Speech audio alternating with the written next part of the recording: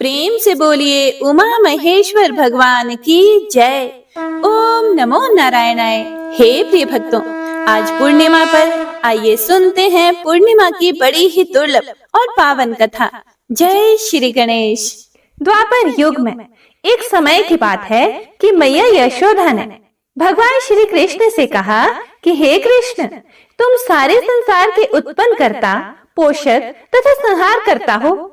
आज कोई ऐसा व्रत मुझको कहो जिसके करने से मृत्यु लोक में स्त्रियों को विधवा होने का भय न रहे तथा यह व्रत सभी मनुष्यों की मनोकामनाएं पूर्ण करने वाला हो।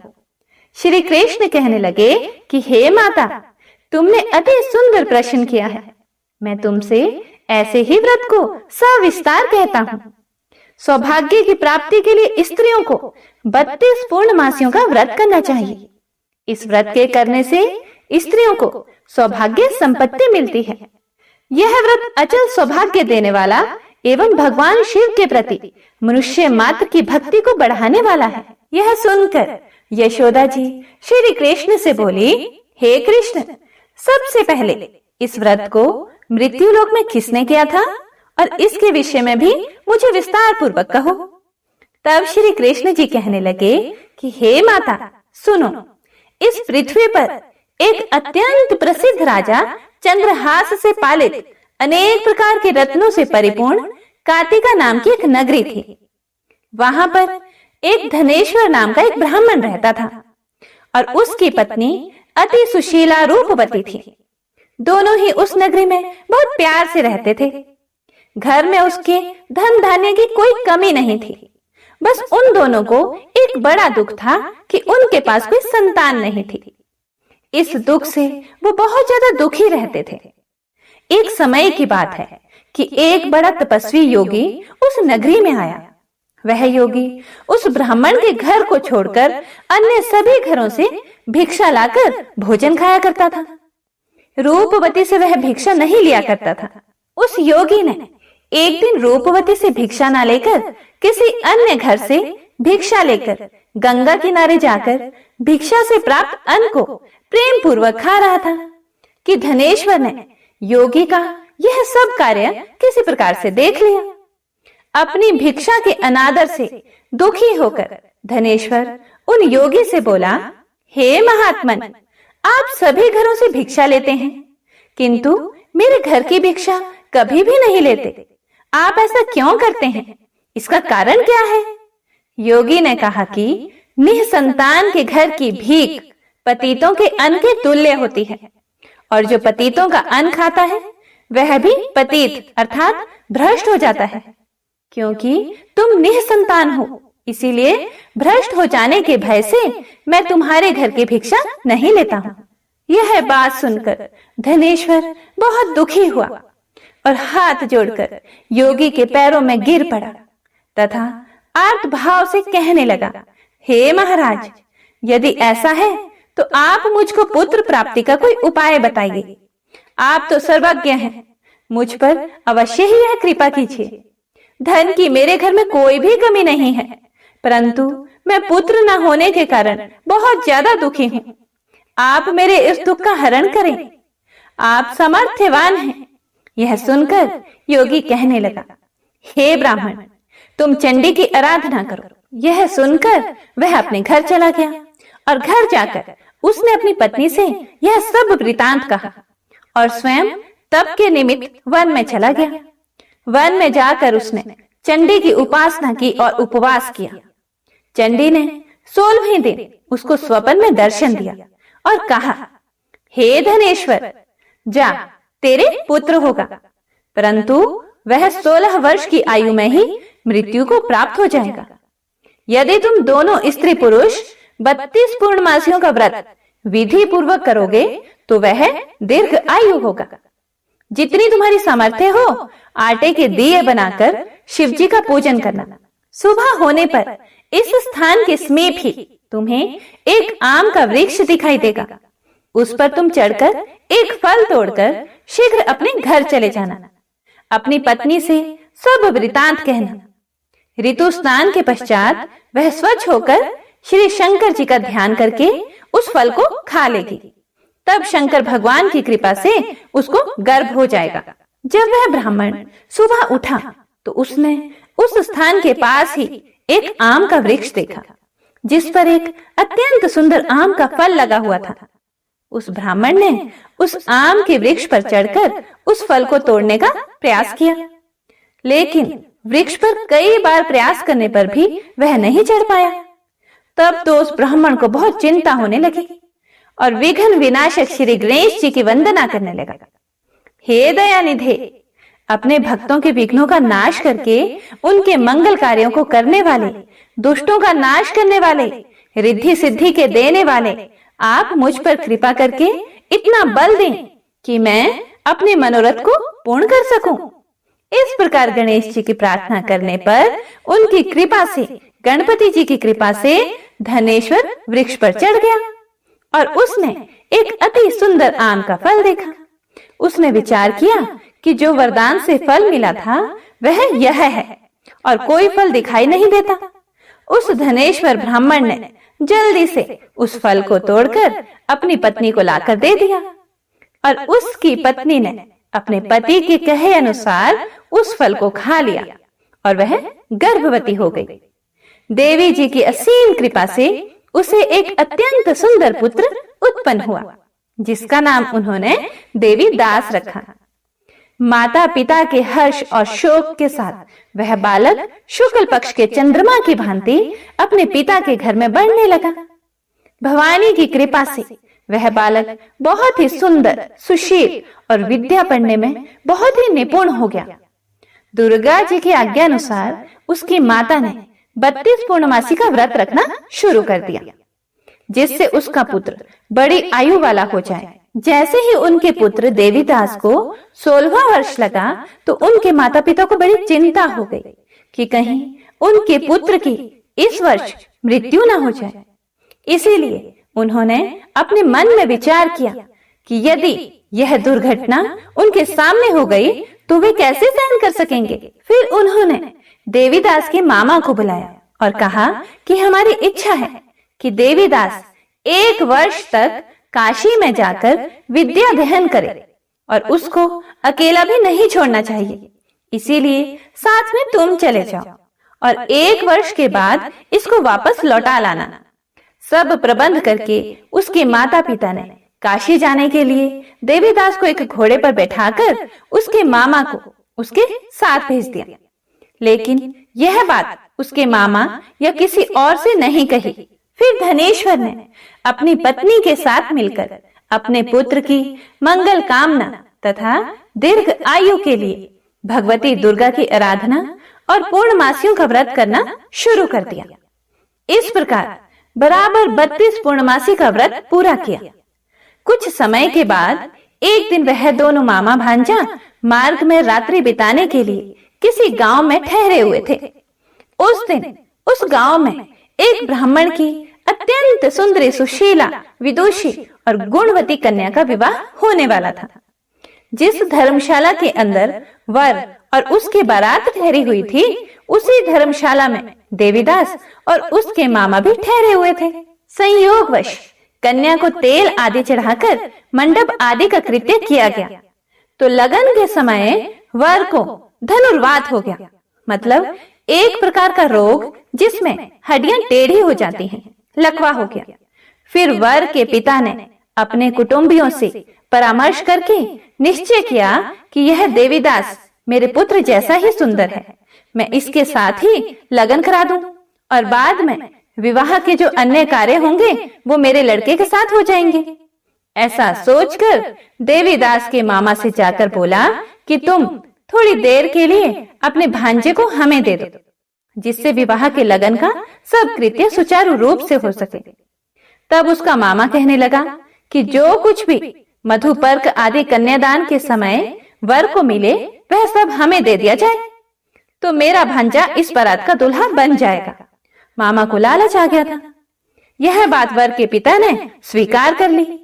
फिर मामा ने अपना भांजा वर बनने को भेज दिया और उसके साथ सब विवाह कार्य रात्रि में विधि पूर्वक संपन्न हो गया। पत्नी के साथ वह भोजन ना कर सका और अपने मन में सोचने लगा कि ना जाने यह कैसी स्त्री होगी। वह एकांत में इसी सोच में गरम निश्वास छोड़ने लगा। उसकी आंखों में आंसू भी आ गए।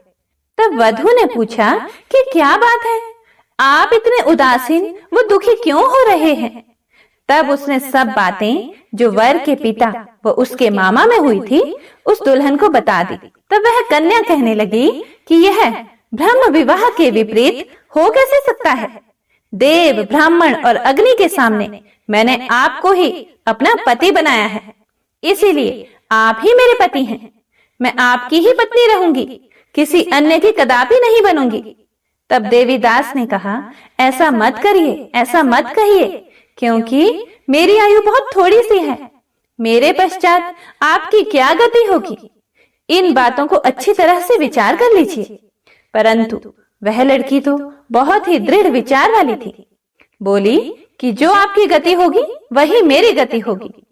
हे स्वामी, आप उठिए और भोजन कीजिए, आप निश्चय ही भूखे होंगे। इसके बाद देवीदास और उसकी पत्नी दोनों ने भोजन किया तथा शेष रात्रि में सोते रहे। सुबह होते ही देवीदास ने अपनी पत्नी को 3 नगों से जड़ी हुई एक अंगूठी दी, एक रुमाल दिया और बोला, हे प्रिय, इसे ले लो और संकेत समझकर स्थिर मन हो जाओ। मेरा मरण और जीवन जानने के लिए एक पुष्प वाटिका बना लो, उसमें सुगंधी वाली एक नव मलिका लगा लो। उसको प्रतिदिन जल से सिंचा करो और आनंद के साथ खेलो कूदो तथा उत्सव मनाओ। जिस समय और जिस दिन मेरा प्राणांत होगा, अर्थात जिस दिन मेरी मृत्यु हो जाएगी, ये फूल सूख जाएंगे और जब ये फिर हरे हो जाएं, तो जान लेना कि मैं जीवित हूँ। यह बात निश्चय करके समझ लेना, इसमें कोई भी संशय नहीं है। यह समझाकर वह चला गया। सुबह होते ही वहां पर गाजे बाजे बजने लगे और जिस समय विवाह के कार्य समाप्त करने के लिए वर तथा सब बाराती मंडप में आए, तो कन्या ने वर को भली प्रकार से देखकर अपने पिता से कहा कि यह मेरा पति नहीं है। मेरा पति वही है जिसके साथ रात्रि में मेरा पाणी ग्रहण हुआ था। इसके साथ मेरा विवाह नहीं हुआ है। यदि यह वही है तो बताएं कि मैंने इसको क्या दिया। मधुपर्क और कन्यादान के समय जो मैंने भूषण आदि दिए थे उन्हें दिखाएं तथा रात में मैंने क्या गुप्त बातें कही थी वह सब मुझे सुनाएं। पिता ने उसके कहे अनुसार वर को बुलवाया।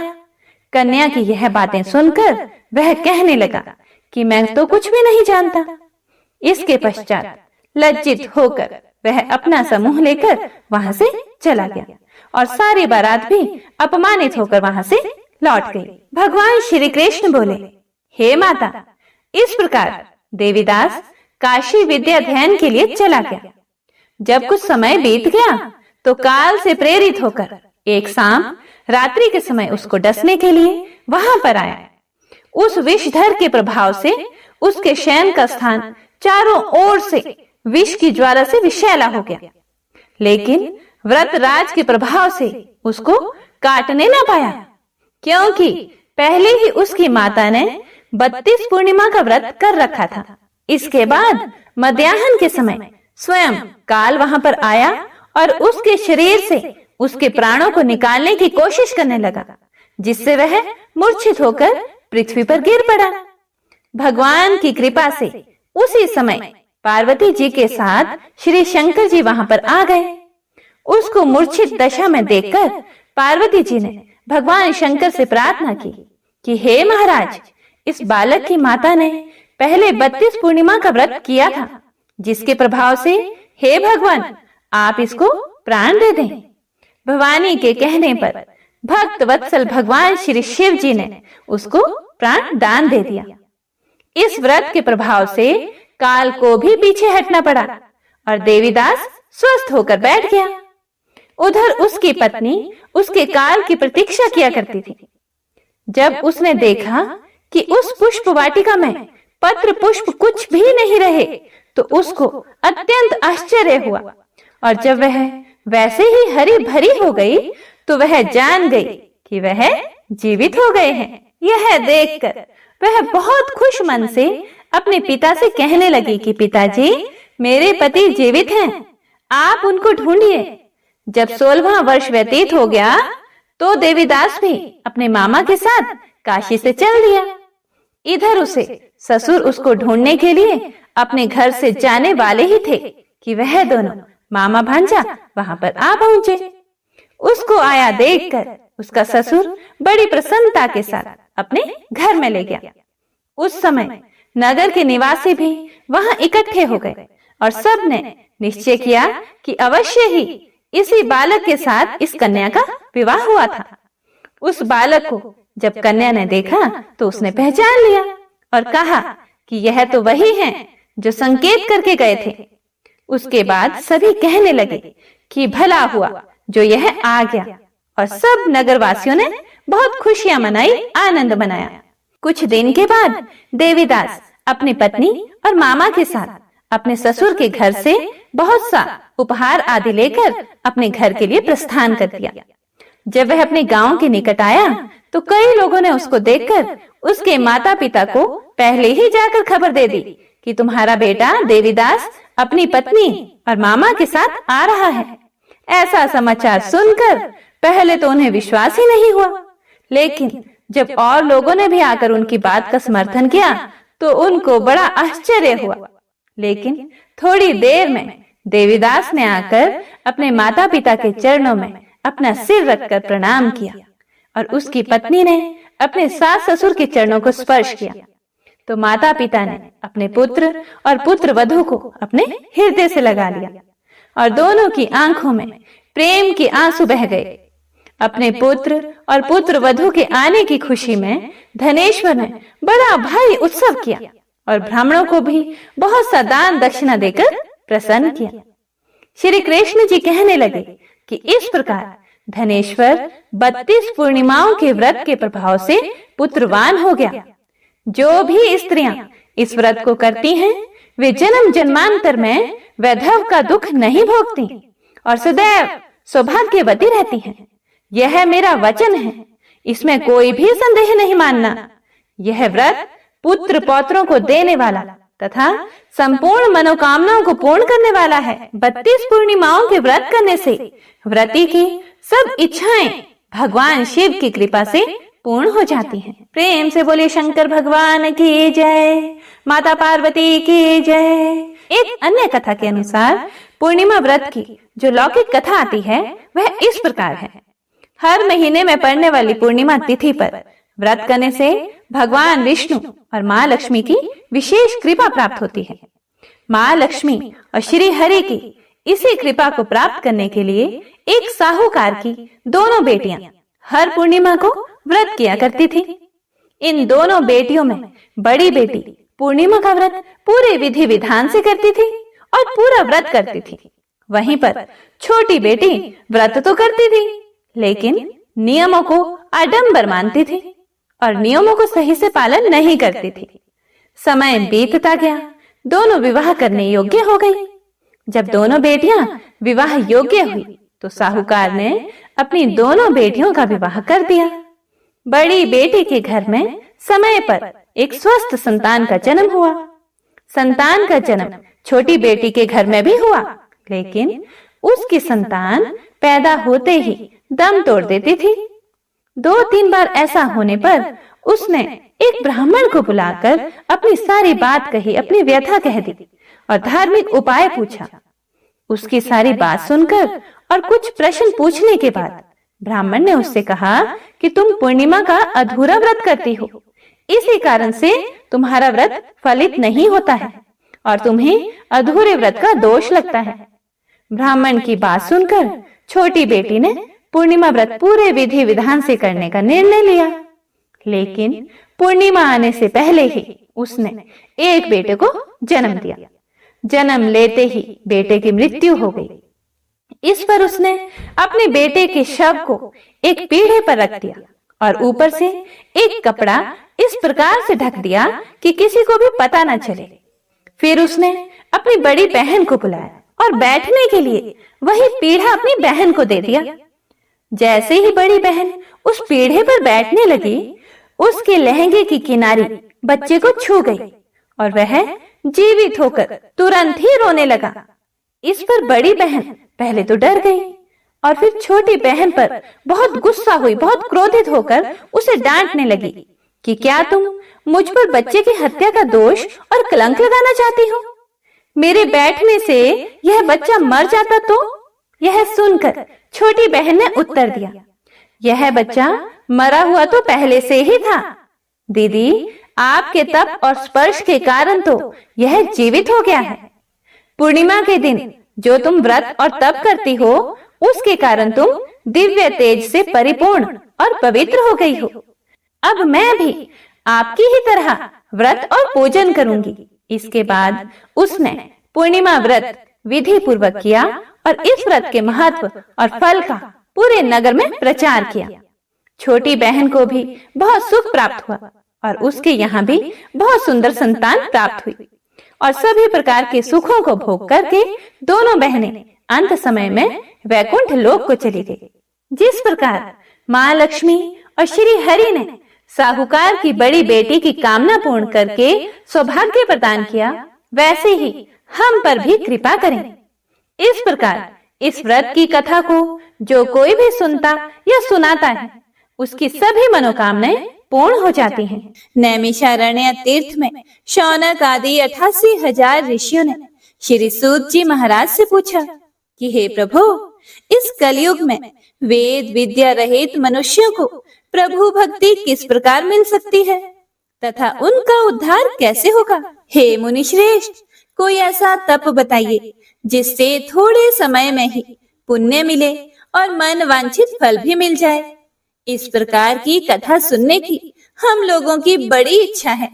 सभी शास्त्रों के ज्ञाता श्री सूत जी महाराज बोले, हे वैष्णवों में पूज्य, आप सभी ने प्राणियों के हित की बात पूछी है, इसीलिए मैं एक ऐसे श्रेष्ठ और व्रत के बारे में आप लोगों को जरूर बताऊंगा, जिसके बारे में नारद जी ने लक्ष्मी नारायण जी से पूछा था और लक्ष्मीपति श्री हरि ने नारद जी से कहा था। अब आप भी इसे ध्यान पूर्वक सुनिए। एक समय की बात है, नारद जी दूसरों के हित की इच्छा के लिए अनेकों लोकों में घूमते हुए मृत्यु लोक में जा पहुंचे। यहाँ उन्होंने अनेक योनियों में जन्मे सभी मनुष्यों को अपने कर्मों के अनुसार पीड़ा झेलते हुए देखा। उनका दुख देखकर नारद जी सोचने लगे कि ऐसा क्या किया जाए जिससे निश्चित रूप से मानव के दुखों का अंत हो जाए। इसी विचार पर मनन करते हुए वह विष्णु लोक में गए और वहां पर नारायण जी की स्तुति करने लगे और बोले, हे भगवान, आप अत्यंत शक्ति से संपन्न हैं, निर्गुण स्वरूप, सृष्टि के कारण भक्तों के दुख को दूर करने वाले हैं। आपको मेरा प्रणाम है।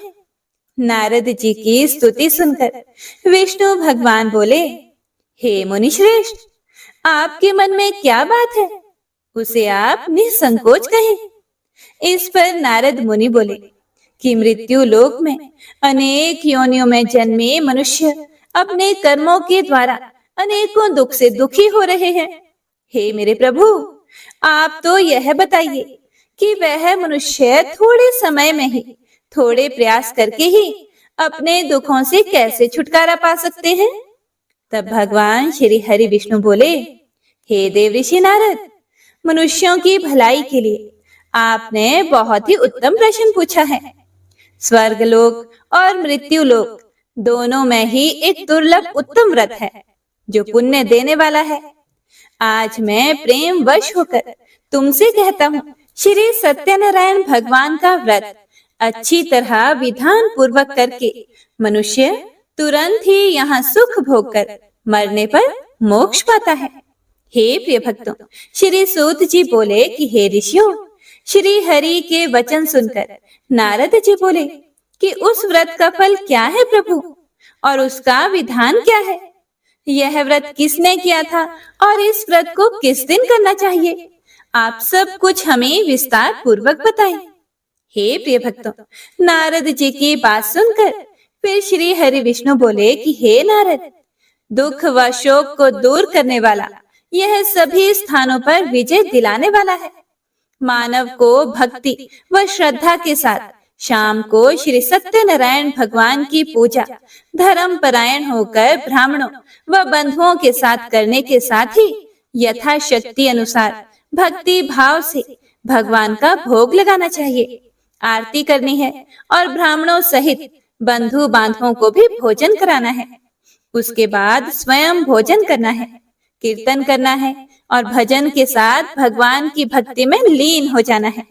इस तरह से सत्यनारायण भगवान का यह व्रत करने पर मनुष्य की सारी इच्छाएं निश्चित रूप से ही पूरी होती हैं। इस कली काल अर्थात कि कलयुग में मृत्यु लोक में मोक्ष का यही एक सरल उपाय बताया गया है। हे प्रिय भक्तों, सत्यनारायण व्रत कथा का प्रथम अध्याय संपूर्ण। तो प्रेम से बोलिए श्री सत्यनारायण भगवान की जय। हे प्रिय भक्तों, तो आइए अब सुनते हैं श्री सत्यनारायण भगवान की व्रत कथा का दूसरा अध्याय। श्री सूत जी महाराज बोले, हे ऋषियों, जिसने पहले समय में इस व्रत को किया था उसका इतिहास कहता हूँ, ध्यान से सुनो। सुंदर काशीपुरी नगरी में एक अत्यंत निर्धन ब्राह्मण रहता था। भूख प्यास से परेशान वह धरती पर घूमता रहता था। ब्राह्मणों से प्रेम करने वाले भगवान श्री हरि विष्णु ने एक दिन ब्राह्मण का वेश धारण करके उसके पास जाकर पूछा कि हे विप्र, नित्य दुखी होकर तुम धरती पर क्यों घूमते हो? फिर दीन ब्राह्मण बोला, मैं निर्धन ब्राह्मण हूँ, भिक्षा के लिए धरती पर घूमता हूँ। यदि आप इसका कोई उपाय जानते हो तो बताइए। वृद्ध ब्राह्मण रूपी भगवान ने कहा कि सत्यनारायण भगवान मनोवांछित फल देने वाले हैं। इसे करने से मनुष्य सभी दुखों से मुक्त हो जाता है। वृद्ध ब्राह्मण बनकर आए हुए सत्यनारायण भगवान उस निर्धन ब्राह्मण को व्रत का सारा विधान बताकर अंतर ध्यान हो गए। अगले दिन सुबह उठने के साथ ही उस बूढ़े ब्राह्मण ने मन ही मन में संकल्प लिया कि सत्यनारायण का व्रत करूंगा, और फिर अपने नित्य कर्मों से फ्री होकर वह भिक्षा के लिए चल पड़ा। उस दिन उसे भिक्षा में बहुत सा धन प्राप्त हुआ। उसी धन से उसने परिवार के साथ मिलकर भगवान श्री सत्यनारायण की पूजा की और व्रत रखा। इस व्रत के करने से कुछ दिन बाद उसके सभी दुखों और कष्टों का निवारण हो गया और देखते ही देखते वह एक संपन्न और अनेकों संपत्तियों का मालिक बन गया। हे प्रिय भक्तों, अब हर महीने की पूर्णिमा के दिन वे ब्राह्मण श्री सत्यनारायण भगवान की पूजा और व्रत करने लगा। इस प्रकार सत्यनारायण भगवान के इस व्रत को करके वह श्रेष्ठ ब्राह्मण सभी पापों और गरीबी से मुक्त हो गया और उसने एक दुर्लभ मोक्ष पद को प्राप्त किया। इस तरह से सत्यनारायण भगवान के व्रत को जो भी मनुष्य करेगा वह सभी प्रकार के पापों से छूटकर मोक्ष को प्राप्त होगा, और जो मनुष्य इस व्रत को करेगा वह भी सभी दुखों से मुक्त हो जाएगा। श्री सूत जी महाराज ऋषियों से बोले कि हे मुनियों, इस तरह से देव ऋषि नारद जी से नारायण जी का कहा हुआ श्री सत्यनारायण व्रत को मैंने तुमसे कहा। हे मुनियों, मैं अब और क्या कहूँ? इतनी कथा सुनने के बाद 88,000 ऋषि मुनि श्री सूत जी महाराज से बोले, हे मुनिवर, संसार में उस विप्र से सुनकर और किस किस ने इस व्रत को किया, हम सब इस बात को भी सुनना चाहते हैं। इसके लिए हमारे मन में श्रद्धा का बहुत भाव है। सूत जी बोले कि हे मुनियों, जिस जिसने इस व्रत को किया है वह सब सुनो। एक समय की बात है, वही विप्र धन और ऐश्वर्य के अनुसार अपने बंधु बांधवों के साथ इस व्रत को करने के लिए तैयार हुआ। उसी समय एक लकड़ी बेचने वाला बूढ़ा आदमी आया और लकड़ियां बाहर रखकर अंदर ब्राह्मण के घर में गया। प्यास से दुखी वह लकड़हारा उनको व्रत करते देखकर विप्र को नमस्कार करके पूछने लगा कि आप यह क्या कर रहे हैं तथा इसे करने से आपको क्या फल मिलेगा? कृपया करके मुझे भी बताइए। लकड़हारे की बात को सुनकर ब्राह्मण ने कहा कि सभी मनोकामनाओं को पूरा करने वाला यह श्री सत्यनारायण भगवान का व्रत है। इनकी कृपा से ही मेरे घर में धन धान्य आदि की वृद्धि हुई है। विप्र से सत्यनारायण व्रत के बारे में जानकर लक्कड़हारा बड़ा खुश हुआ। चरणामृत लेकर और प्रसाद खाने के बाद वह अपने घर चला गया। लक्कड़हारे ने अपने मन में संकल्प किया कि आज लकड़ी बेचने से जो भी मुझे धन मिलेगा उसी से मैं श्री सत्यनारायण भगवान का उत्तम व्रत करूंगा। मन में इस विचार को लेकर बूढ़ा आदमी सिर पर लकड़ियां रखकर उस नगर में बेचने चला गया, जहां उसे अपनी लकड़ियों के दाम पहले से 4 गुना अधिक मिले। बूढ़ा व्यक्ति प्रसन्नता के साथ पैसे लेकर सत्यनारायण भगवान की मूर्ति और व्रत की अन्य सामग्रियां लेकर अपने घर को आया। वहां उसने अपने परिवार जनों को बुलाकर विधि विधान से श्री सत्यनारायण भगवान का पूजन और व्रत किया। इस व्रत के प्रभाव से वह बूढ़ा लक्कड़हारा धन पुत्र आदि से युक्त होकर संसार के समस्त सुख भोग कर अंत में वैकुंठ धाम चला गया। हे प्रिय भक्तों, श्री सत्यनारायण व्रत कथा का दूसरा अध्याय संपूर्ण।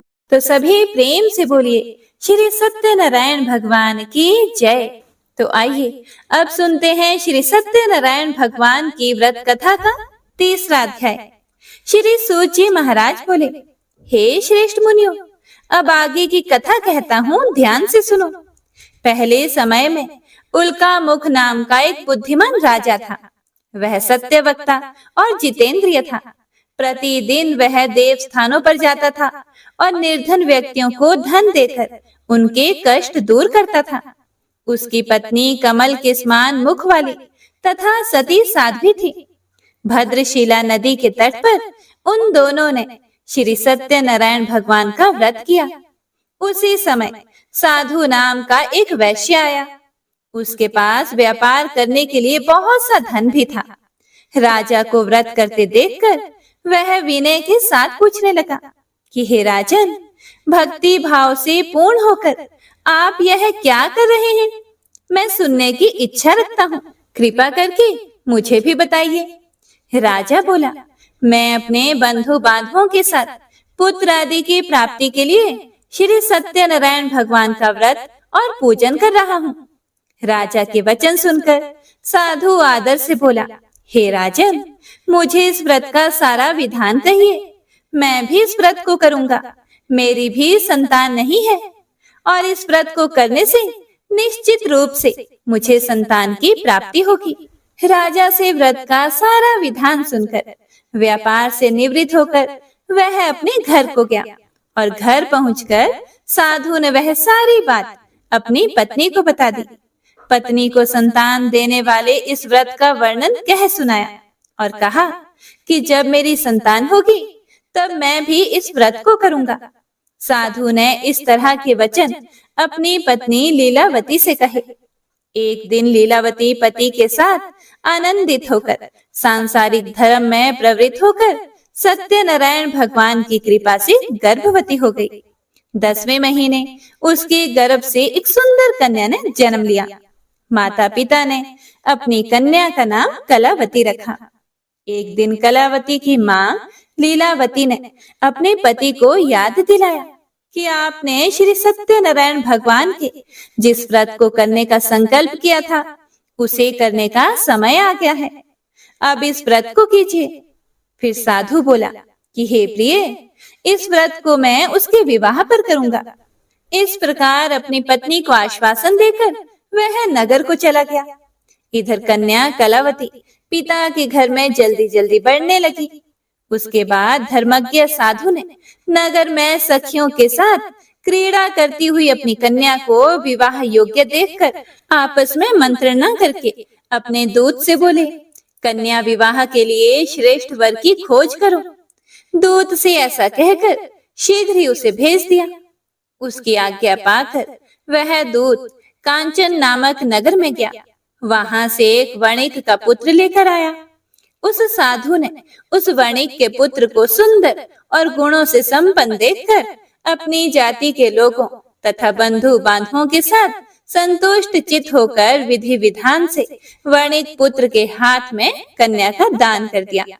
लेकिन हे प्रिय भक्तों, दुर्भाग्य की बात यह है कि साधु ने अभी भी श्री सत्यनारायण भगवान का व्रत नहीं किया। इस पर तो श्री भगवान क्रोधित हो गए और श्राप दे दिया। अपने कार्य में कुशल साधु बनिया अपने दामाद को लेकर समुद्र के पास स्थित होकर रतनसारपुर नामक नगर में गया। वहां जाकर दामाद और ससुर दोनों मिलकर चंद्रकेतु राजा के नगर में व्यापार करने लगे। एक दिन भगवान सत्यनारायण की माया से एक चोर राजा का धन चुराकर भाग रहा था। उसने राजा के सिपाहियों को अपना पीछा करते हुए देख लिया और यह देखकर चोर ने चुराया हुआ धन वहां रख दिया जहां पर साधु अपने दामाद के साथ ठहरा हुआ था। राजा के सिपाहियों ने साधु वैश्य के पास राजा का धन पड़ा देखा तो वह ससुर और दामाद दोनों को बांधकर प्रसन्नता से राजा के पास दौड़ कर ले गए और कहा कि उन दोनों चोरों को हम पकड़ कर लाए हैं। हे राजन, आप आगे की कार्यवाही की आज्ञा दे दें। राजा की आज्ञा से उन दोनों को कठिन कारावास में डाल दिया गया और उनका सारा धन भी उनसे छीन लिया गया। श्री सत्यनारायण भगवान के श्राप से वणिक के घर में उसकी पत्नी भी बहुत दुखी हो गई और उनके घर में सारा का सारा जो धन था वह चोरों ने चुरा लिया। और इधर वैश्य की पत्नी लीलावती शारीरिक तथा मानसिक पीड़ाओं से युक्त भूख और प्यास से दुखी होकर अन्न की चिंता से दर दर भटकने लगी और उनकी कन्या भी भोजन के लिए इधर उधर प्रतिदिन घूमने लगी। एक दिन भूख से पीड़ित कलावती एक घर में गई। वहां जाकर उसने श्री सत्यनारायण भगवान के व्रत पूजन को देखा। वहां बैठकर उसने कथा भी सुनी और वरदान भी मांगा। उसके बाद प्रसाद ग्रहण करके वह कुछ रात होने पर घर आ गई। माता ने कलावती कन्या से प्रेम पूर्वक पूछा, हे पुत्री, रात में तू कहाँ रुक गई थी? तुम्हारे मन में क्या बात है? कलावती ने अपनी माता से कहा, हे माते, मैंने एक घर में मनोरथ प्रदान करने वाला व्रत देखा है। कन्या के वचन सुनकर लीलावती भगवान के पूजन की तैयारियां करने लगी और वह वणिक की पत्नी कलावती भी व्रत करने को तत्पर हुई और प्रसन्न मन से उस साध्वी लीलावती और कलावती ने बंधु बांधवों के साथ भगवान श्री सत्यनारायण का व्रत किया तथा इस प्रकार प्रार्थना की कि हे भगवान, आप हमारे पति और दामाद के अपराध को क्षमा करें। वे दोनों अपने घर शीघ्र आ जाएं। इस व्रत से श्री सत्यनारायण भगवान संतुष्ट हो गए और राजा चंद्रकेतु को सपने में दर्शन देकर कहा कि हे राजन, तुम उन दोनों वैश्यों को छोड़ दो और तुमने उनका जो धन लिया है उसे भी वापस कर दो। अगर तुमने ऐसा नहीं किया तो मैं तुम्हारा धन, राज्य व संतान सभी को नष्ट कर दूंगा। राजा को यह कहकर वह अंतर्ध्यान हो गए। सुबह राजा ने सभा में अपना सारा सपना सुनाया और फिर बोले कि उन दोनों को कैद से मुक्त करके सभा में लेकर आओ। दोनों ने आते ही राजा को प्रणाम किया। राजा बोला, हे महानुभावों, प्रारब्धवश ऐसा कठिन दुख तुम्हें प्राप्त हुआ है, लेकिन अब तुम्हें कोई भी भय करने की जरूरत नहीं है। ऐसा कहकर राजा ने उन दोनों को नए वस्त्र आभूषण भी पहनाए और जितना धन उनका लिया था उससे दुगुना धन वापस कर दिया। दोनों वैश्य अपने घर को चल दिए।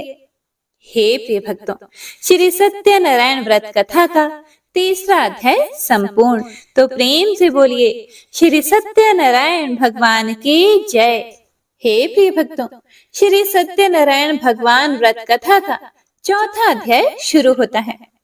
श्री सूत जी महाराज ऋषियों से बोले कि वैश्य ने मंगलाचार करके अपनी यात्रा आरंभ कर दी और अपने नगर की ओर चल दिया। साधु के कुछ दूर जाने पर भगवान श्री सत्यनारायण की उसकी सत्यता की परीक्षा लेने की इच्छा हुई और एक दंडी वेशधारी बनकर आए और उनसे पूछा कि हे साधो, इस नाव में क्या है? यह सुनकर वैश्य हंसता हुआ बोला, हे दंडी, आप क्यों पूछते हो? क्या धन लेने की इच्छा है? मेरी नाव में तो बेल व पत्ते भरे हुए हैं। वैश्य के कठोर वचन सुनकर भगवान बोले कि तुम्हारा वचन सत्य हो। दंडी ऐसे वचन कहकर वहां से दूर चले गए और कुछ दूर जाकर समुद्र के किनारे बैठ गए। दंडी के जाने के बाद साधु वैश्य ने नित्य क्रिया के पश्चात नाव को ऊंची उठते हुए देखकर अचंभा माना और नाव में बेल पत्ते आदि देखकर वह मूर्छित होकर जमीन पर गिर पड़ा। वापस होश में आने पर वह अत्यंत शोक में डूब गया। तब उसका दामाद बोला कि आप शोक ना मनाएं, यह दंडी का शाप है, इसीलिए हमें उनकी शरण में जाना चाहिए, तभी हमारी मनोकामनाएं पूरी होंगी। दामाद की यह बात सुनकर वह दंडी के पास पहुंच गए और अत्यंत भक्ति भाव से नमस्कार करके बोले कि मैंने आपसे जो असत्य वचन कहे थे उनके लिए आप मुझे क्षमा कर दीजिए। ऐसा कहकर वे रोने लगे। तब दंडी भगवान बोले, हे वणिक पुत्र, मेरी आज्ञा से बार बार तुम्हें दुख प्राप्त हुआ है, तुम मेरी पूजा से विमुख हुए हो। यह सुनकर साधु बोला, हे भगवान, आपकी माया से तो ब्रह्मा आदि देवता भी आपके रूप को नहीं जानते। मैं तो एक अज्ञानी हूँ, मैं कैसे जान सकता हूँ? आप प्रसन्न होइए प्रभु, मैं अपनी सामर्थ्य के अनुसार आपकी पूजा करूंगा, मेरी रक्षा करो और पहले के समान नौका में धन भर दो। साधु वैश्य के भक्ति पूर्वक वचन सुनकर भगवान प्रसन्न हो गए और उसकी इच्छा अनुसार वरदान देकर अंतर ध्यान हो गए। अब ससुर दामाद दोनों जब नाव पर आए तो नाव धन से भरी हुई मिली। फिर वहीं अपने अन्य साथियों के साथ सत्यनारायण भगवान का पूजन करके फिर अपने नगर को चल दिए। जब नगर के नजदीक पहुंचे तो दूत को घर पर खबर करने के लिए भेज दिया गया। दूत साधु की पत्नी को प्रणाम करके कहता है कि मालिक अपने दामाद सहित नगर के निकट आ पहुंचे हैं। दूत की बात सुनकर साधु की पत्नी लीलावती बड़े हर्ष के साथ सत्यनारायण भगवान का पूजन करके अपनी पुत्री कलावती से कहने लगी कि हे पुत्री, मैं अपने पति के दर्शन को जाती हूँ, तुम कार्य पूर्ण करके शीघ्र ही आ जाना। माँ के ऐसे वचन सुनकर कलावती जल्दी में प्रसाद छोड़कर अपने पति के पास चली गई। प्रसाद की अवज्ञा के कारण श्री सत्यनारायण भगवान रुष्ट हो गए और नाव सहित उसके पति को पानी में डुबो दिया। कलावती अपने पति को वहां ना पाकर रोती हुई जमीन में गिर गई और नौका को डूबा हुआ देखकर और कन्या को रोता हुआ देखकर साधु भी बहुत दुखी होकर बोला कि हे प्रभु, मुझसे तथा मेरे परिवार से जो भी भूल हुई है उसे आप क्षमा करें। साधु के दीन वचन सुनकर श्री सत्यनारायण भगवान प्रसन्न हो गए और आकाशवाणी हुई कि हे साधु, तेरी कन्या मेरे प्रसाद को छोड़कर आई है, इसीलिए उसका पति अदृश्य हो गया है। यदि वह घर जाकर प्रसाद खाकर लौटती है तो इसे इसका पति अवश्य मिलेगा। ऐसी आकाशवाणी सुनकर कलावती ने वैसा ही किया जैसा आकाशवाणी के दौरान भगवान ने कहा और फिर प्रसाद ग्रहण करने के बाद जब वह वापस आई तो अपने पति के दर्शन करके बहुत ही प्रसन्न हुई। उसके बाद साधु अपने बंधु बांधवों सहित श्री सत्यनारायण भगवान का विधि विधान से पूजन करता है। इस लोक का सुख भोग कर वह अंत में स्वर्ग लोक में जाता है। हे प्रिय भक्तों, तो इस प्रकार श्री सत्यनारायण व्रत कथा का चौथा अध्याय संपूर्ण होता है। प्रेम से बोलिए श्री सत्यनारायण भगवान की जय। हे प्रिय भक्तों, श्री सत्यनारायण भगवान व्रत कथा का 5वां अध्याय शुरू होता है। श्री सूत जी महाराज बोले, हे ऋषियों, मैं और भी एक कथा सुनाता हूँ, उसे भी ध्यान पूर्वक सुनो। प्रजापालन में लीन तुंगध्वज नामक एक राजा था। उसने भी भगवान का प्रसाद त्याग कर बहुत ही दुख सहन किया था। एक बार जंगल में जाकर वन्य पशुओं को मारकर वह बड़ के पेड़ के नीचे आया। वहां उसने ग्वालों को भक्ति भाव से अपने बंधुओं सहित सत्यनारायण भगवान का पूजन करते देखा। अभिमानवश राजा उन्हें देखकर भी पूजा स्थान में नहीं गया और ना ही उसने भगवान को प्रणाम किया। ग्वालों ने राजा को प्रसाद दिया, लेकिन उसने ये प्रसाद भी नहीं खाया और प्रसाद को वहीं छोड़कर वह अपने नगर को चला गया। हे प्रिय भक्तों, जब वह नगर में पहुंचा तो वहां सब कुछ तहस नहस हुआ पड़ा था। तो वह शीघ्र ही समझ गया कि यह सब भगवान के अनादर का ही परिणाम है। वह दोबारा ग्वालों के पास पहुंचा और विधि पूर्वक पूजा करके प्रसाद खाया।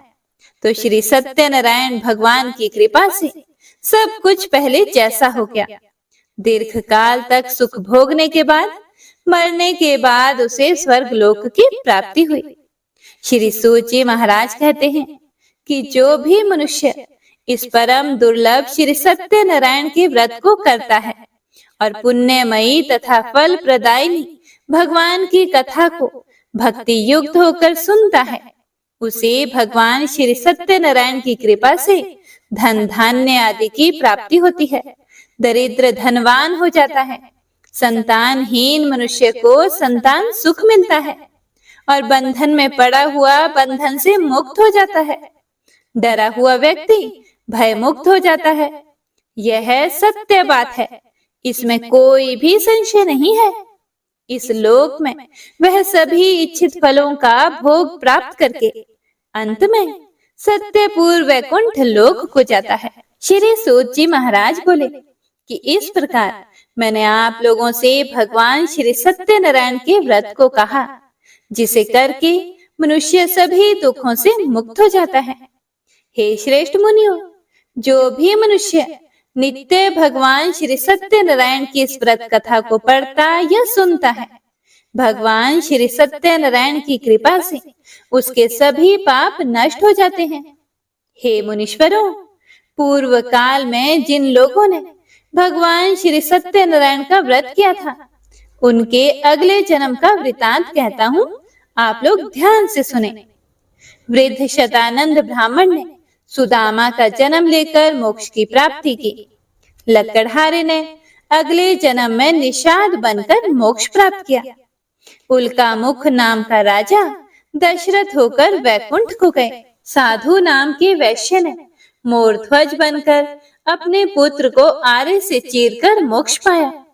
महाराज तुंगध्वज ने स्वयंभू होकर भगवान में भक्ति युक्त होकर कर्म करके मोक्ष पाया। कथा सुनने के बाद सभी ऋषियों ने श्री हरि को झुककर प्रणाम किया। हे प्रिय भक्तों, तो इसी के साथ श्री सत्यनारायण व्रत कथा का 5वां अध्याय संपूर्ण होता है। श्रीमन नारायण नारायण हरि हरि, भजमन नारायण नारायण हरि हरि। श्री कृष्ण गोविंद हरे मुरारी, हे नाथ नारायण वासुदेवा। तो एक बार सभी भक्तजन प्रेम से बोलिए, श्री सत्यनारायण भगवान की जय। हरे कृष्णा।